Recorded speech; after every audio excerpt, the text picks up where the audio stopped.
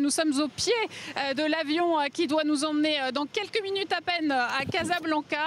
Justement, merci d'être avec nous, Monsieur le Premier ministre.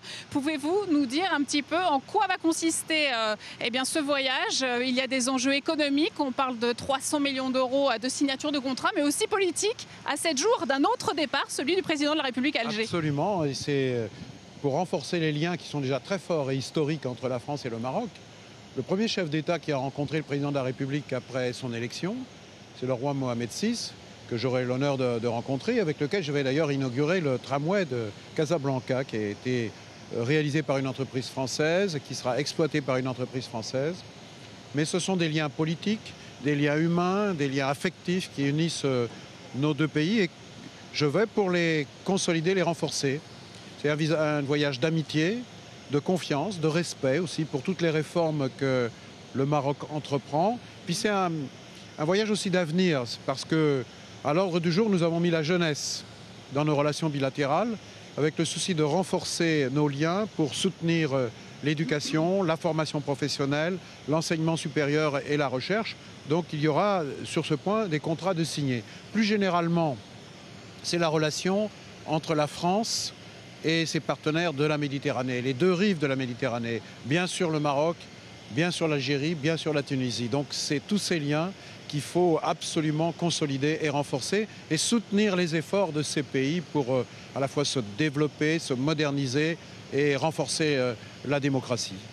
Alors, on quitte le sol français dans les prochaines minutes. Néanmoins, ce matin, nos confrères des Échos ont évoqué une baisse du taux de rémunération du livret A. Vous l'avez quasiment dans la foulée démenti, mais en réalité, ça n'est pas arbitré totalement. Est-ce que vous pouvez préciser? Il faut préciser que quand on annonce ça, on a l'impression que ceux qui ont de l'épargne, et notamment ce qu'on appelle l'épargne populaire réglementée, protégée, que leur taux va baisser, qu'ils vont y perdre, qu'ils vont perdre de l'argent et que leur rémunération sera diminuée. Eh bien non, il n'en est pas question, puisque ce qui est la vérité, c'est que 2 fois par an, la Banque de France transmet au gouvernement un rapport sur le taux d'épargne du livret A à partir du constat de l'inflation sur l'année qui vient de s'écouler.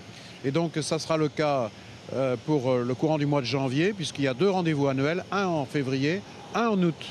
Et donc on verra bien ce que dira la Banque de France sur l'état de l'inflation.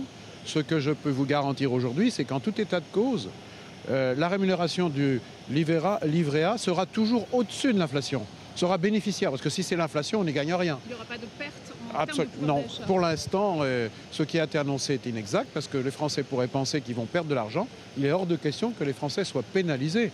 Alors attendons le rapport de la Banque de France, mais en tout état de cause, le supplément de rémunération du livret A, lui, de toute façon, sera préservé. Ce matin encore, vous avez eu des mots assez durs envers Gérard Depardieu et son départ pour la Belgique. Qu'est-ce que vous pensez finalement de ce débat qui s'est ouvert dès hier à l'Assemblée avec la proposition d'un de vos députés, député socialiste, de déchoir la nationalité? Est-ce que le débat est ouvert? Non, mais je n'irai pas sur ce terrain-là. Je vais plus sur le terrain de l'éthique, de l'appel à la responsabilité. Donc moi j'ai beaucoup d'admiration pour le grand artiste qu'est Gérard Depardieu.